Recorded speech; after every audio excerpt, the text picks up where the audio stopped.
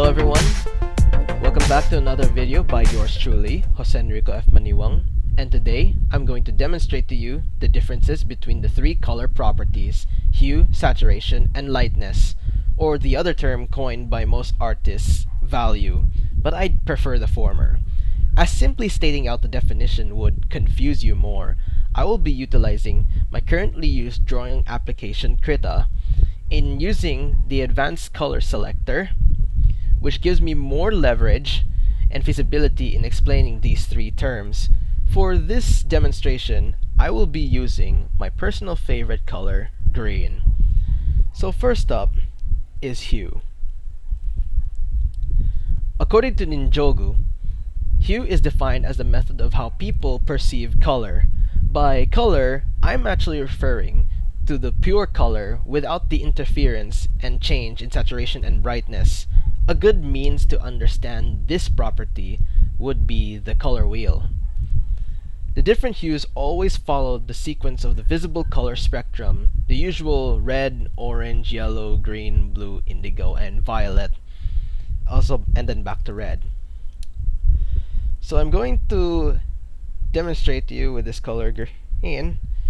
So we're just gonna put this in the middle, and then we're gonna slowly transition this from yellow and then to blue. And we could either do it like this, so they could switch to a different color, or we could do it like this, but I'd prefer the former method. The interesting thing about hue is the fact that people perceive colors differently. So when one person perceives the color of an object as red, others might perceive the color of said object as green or violet. Any what's the color of the dress enthusiasts out there? I do understand that it is important to get a notion of this color property because it is beneficial when you create artworks and illustrations that heavily involve color schemes, especially analogous. So the next thing to talk about is saturation.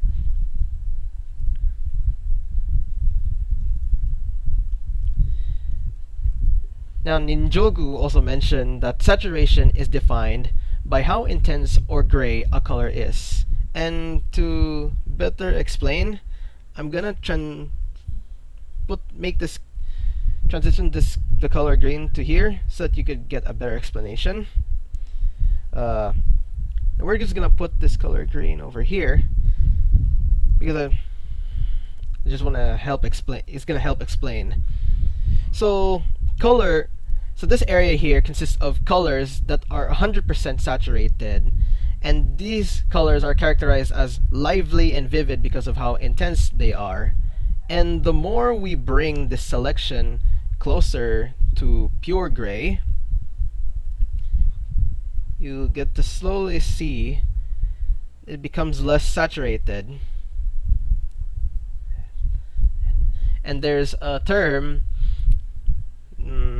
for mixing a pure color with a hint of gray, and this term is called tone.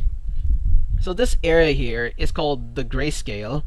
It is where exclusive information being provided is the range of the lightness of gray, and we can never talk about the apparent pure color when our selection is within the grayscale because it has no saturation. And colors that are 0% saturated, they are characterized as dull and monotone. I think understanding more about saturation is important for creating artworks and illustrations that evoke contrast. In fact, as part of an assessment last year, I did a drawing that did encapsulate the comparison of high and low saturated colors. And finally, we have lightness. So about lightness, the website Gigster stated that lightness or value pertains to how much white or black is added to a specific color. So we're just gonna add this green again. We're gonna put it here, and we're gonna transition this from light and then to dark. 100% lightness is always white, and 0% lightness is always black. In the case of pure color, the amount of lightness is always at 50%. So the more white is being added to pure color, it gets lighter. That mixture is referred to as tint. And the more black is being added to a pure color, it darkens, and that mixture is referred to as shade. Understanding lightness is absolutely important in art, as it helps in creating the illusion of depth and distinguishing three-dimensional figures and objects drawn within a canvas. And that's everything you need to know about the three color properties.